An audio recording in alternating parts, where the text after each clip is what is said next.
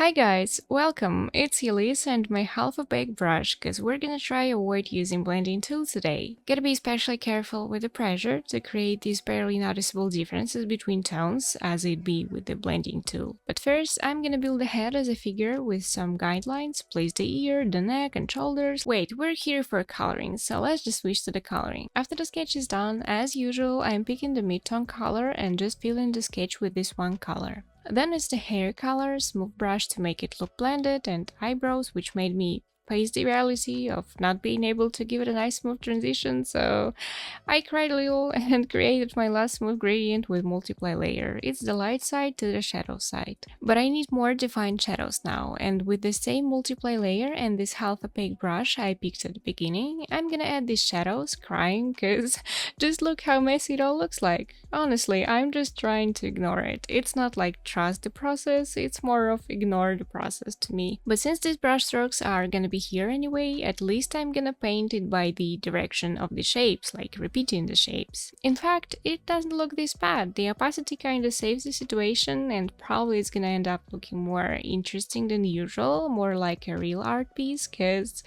visible hatching is always a good thing for an art piece. It's just I'm always so scared to add any, so I only add it at the final stages sometimes to stylize it intentionally, and it never comes to my pieces naturally in process.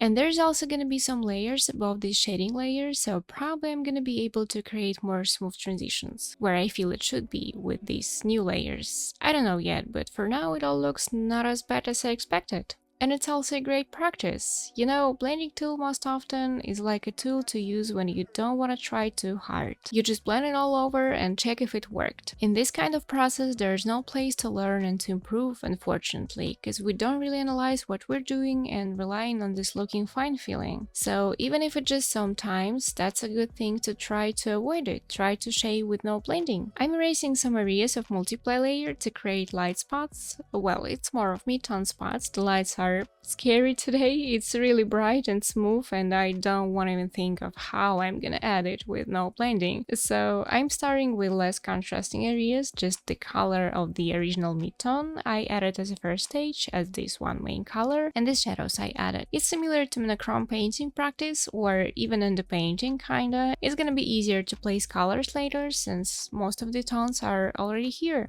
Here at the forehead, it was the most challenging surface to add the shadows, since forehead is almost flat and the transition here is the softest. And the transition I created at first was so messy. You can see the strokes are at the opposite direction to each other, so I ended up fixing this direction of the strokes, trying to figure out how I could place it, what the opacity should be, how do I create it as a smooth transition, how to make it look natural, etc. Ended up just keeping ignoring the process because I wasn't satisfied with the forehead, but I also didn't think it's possible to make it look better at this stage with, my skills at not using blending tool at all. So the first stage to make all the transitions look more natural is to give it this bright color with low opacity right on top of it. It's gonna balance the tones a little, making shadows and lights areas more similar by values. I think it's time to add lights. I just added with the spots. It's important not to focus on a picture as a whole at this point.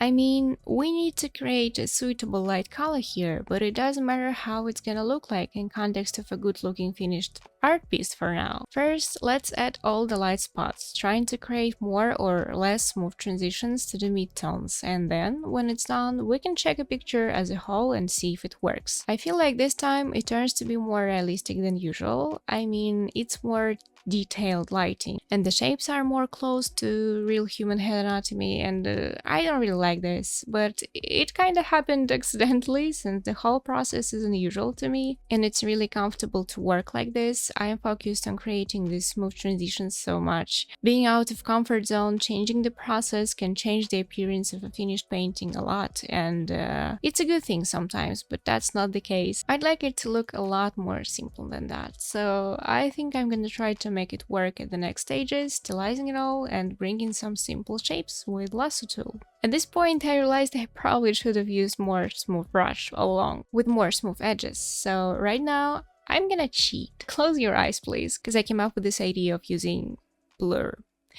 What? You said no blending tool, but nobody was talking about blur, right? So it's a half cheating. I'm gonna copy the layer of the shadow and some colors on top of main layer and blur it all on clipping mask, erasing some parts of the blur layer, parts which supposed to be clear.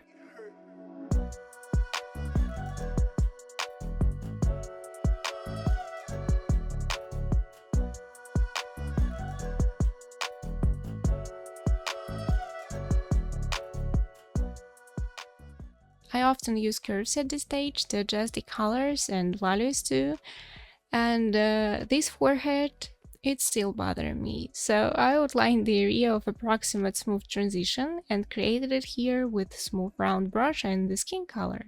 A lot better now. It's now hair, my favorite part, especially today, cause I almost never blend anything at this stage. It's mostly just two colors, hair color and a bit of lights. The hair in my process is this one thing which hopefully even today can make it all look much more stylized and simple, cause I created with lasso tool and with simple shapes with almost no details. But this time, to balance this kind of a detailed face, I think I'm gonna also use my brush for random hair.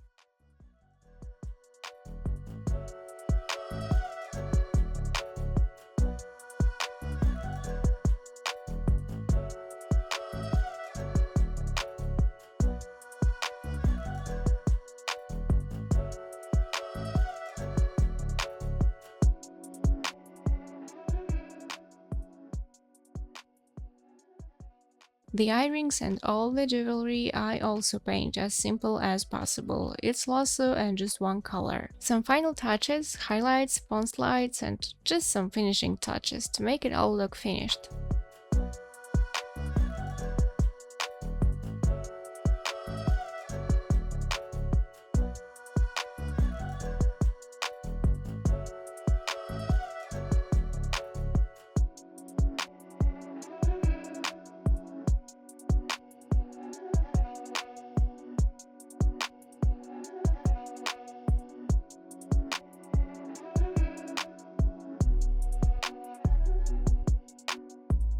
That's it, guys, we made it! The stylization is far from how I prefer my pieces to look like, but it worked anyway, we did it! And thanks for watching this one, I see you in the next video!